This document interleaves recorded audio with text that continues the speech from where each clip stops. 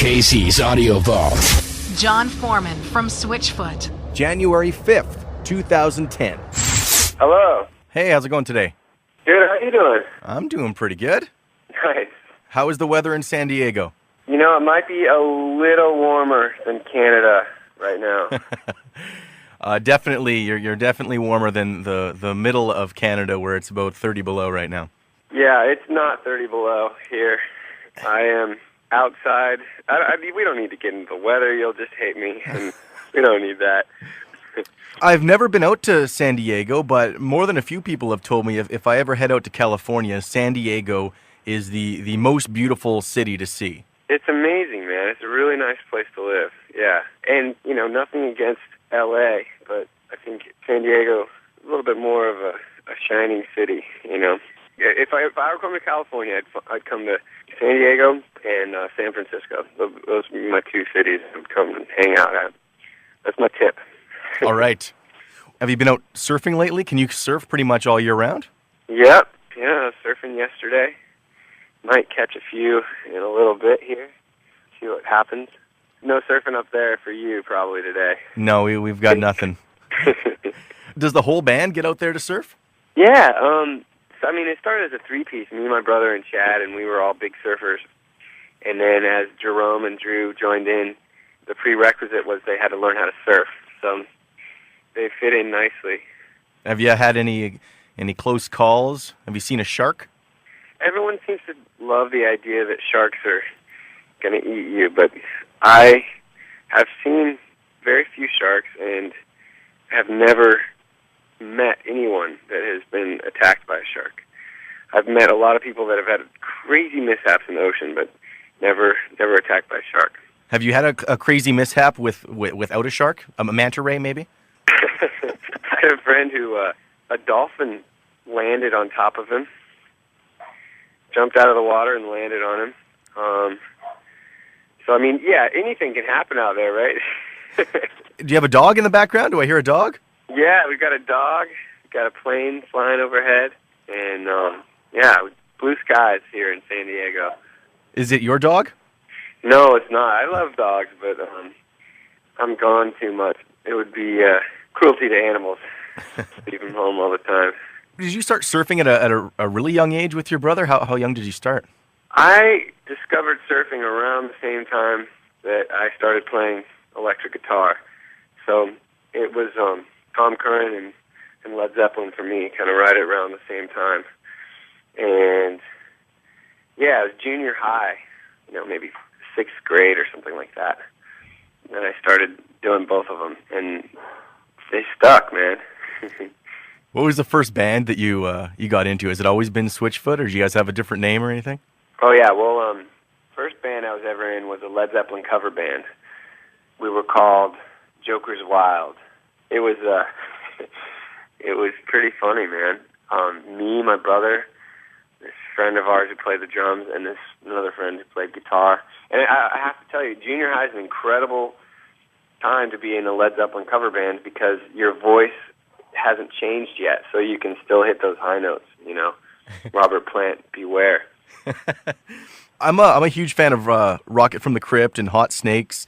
Are those guys legends in this city, or do they kind of get eclipsed by like the more well-known bands like STP? Well, funny thing, San Diego doesn't claim STP as their own. Ah. They're kind of transplants. They drive down from L.A. type of thing, you know. But yeah, I mean, there's so many incredible bands from this area. You know, obviously, Speedo, or he's got like 14 nicknames. Swami. Yeah. John Reese. But yeah, he's been in like 8 of them. You've got Boilermaker, Heavy Vegetable, 3 Mile Pilot. There's all these bands that you know we grew up looking up to, and those were kind of our heroes growing up. And then you've got kind of the more well-known, you know, Blink-182s and POD and all sorts of good music coming from around here. But yeah, I mean, it's an incredible scene, and I think one of the biggest things that we've got going for us down here in San Diego is there is truly a community. You know, everyone is rooting for each other, and that's rare because you go up to L.A. or New York, and it feels like there's a competition that somehow is not quite friendly, Whereas I feel like in San Diego, there's so many of us that write songs together and collaborate, and I think that's shown by a few bands, Pinback namely. It's a lead singer from Heavy Vegetable and 3 Mile Pilot coming together and making a new band, that sort of thing. Are there a lot of all ages shows? Were you able to get into shows? Yeah, that actually was a big point of contention in the music scene here. It was really hard to get into shows. There's a story of our drummer who almost got arrested for there's this spot that had a window on the roof where you could look down on the band, and he couldn't get in because he's underage, so he goes up on the roof, and him and a couple buddies goes and sees Firehose play. I'm like, what? In that whole situation, and the band points him out and says, oh, that's so cool that they're up there. The next thing, there's cops trying to drag him off the roof. But that's changed, so there's a lot more all-ages venues. Canada, you got 18 and up, right? Is that the situation? Yeah, depends on the province, but in Manitoba, where we're at, it's 18. Some provinces are 19. Yeah, I mean, one of the things that we, as a band, we've tried to do since the beginning is have all-ages shows, just because it feels ridiculous that just because of the year you were born, whether you'd be allowed to see a show or not, I feel like music is such an incredibly healthy way to explore the world and to relate to others. It feels like to restrict that to older ages feels a bit absurd. So, with the new album, Hello Hurricane, and with Greatest Hits compilation came out last year, is this a new start for Switchfoot? Do you feel like you're resetting back to the beginning? Yeah, we kind of we took a break from Switchfoot for a little bit. We everyone did their own thing for a little while. I did some solo records in a side project, and we needed a little bit of break. I think it's healthy to deconstruct who you've been, maybe every record, but especially this record, because we had broken ties with Columbia. We were wanting to get a fresh start and fall in love with music all over again, So, yeah, that's really what this record represents to me. And you guys got a home studio you're working out of? Yeah, we bought an old warehouse, or part of this old warehouse, and put a bunch of recording gear in there and chipped away over the course of the last few years and tracked, 80-plus songs and then whittled it down from there. 80? Yeah. How hard was it to whittle it down to an album length?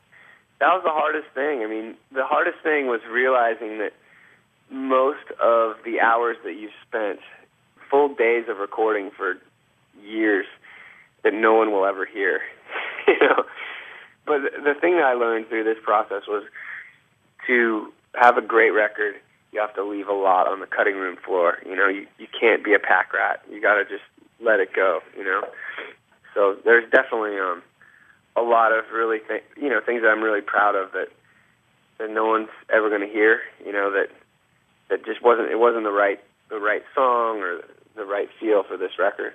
So you guys are, I guess, on a little bit of a holiday break before the tour gets going again. What do you guys need to bring on the road? Do you guys have certain supplies? From the sound of it, we definitely need to bring some warmer clothes to Canada. For starters, For me, I always try and pack a few good books. Sometimes I'll bring out recording gear. It feels like a great way to pass the time when you're productive. Sometimes you do found art, which is where you kind of go digging behind the venue and find little things that you can paint or bring with you. But the trick is you got to figure out a way to get them home. So whatever you do has got to fit in the suitcase. Well, like a scrapbook or a shoebox? What do you prefer? Well, I've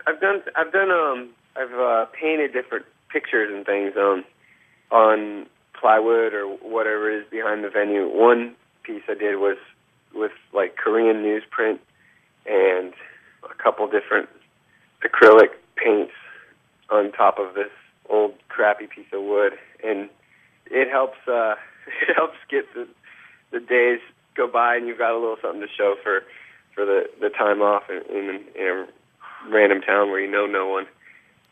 Well, Jon, thanks so much for coming on the Rock Report. We're looking forward to seeing Switchfoot on the 18th at the Garrick. Yeah, man. Looking forward to seeing you guys there, and bring me a cup of hot cocoa. Bring a scarf and a parka and a knitted cap, which in Canada we call a toque. A toque, yeah. Some of my best friends live right behind me. They're from Canada, and we have Canadian flag stickers all over our house that they hide for us so that we find them in random moments. So I'm excited to go up there. Actually, our guitar player loves Canada so much. He married a Canadian, so he's also excited to be back. We have beautiful ladies, it's true. The truth, man. Well, you guys have a wonderful day, and thanks so much for having me on the show. Yeah, no problem, Jon. We'll see you soon. All right. All the interviews you want on iTunes and at Power97.com. KC's Audio Vault. Casey Norman is Power 97's music director and can be heard every weekday from 2 till 6 in Winnipeg, Manitoba, Canada. Power 97 is Winnipeg's best rock.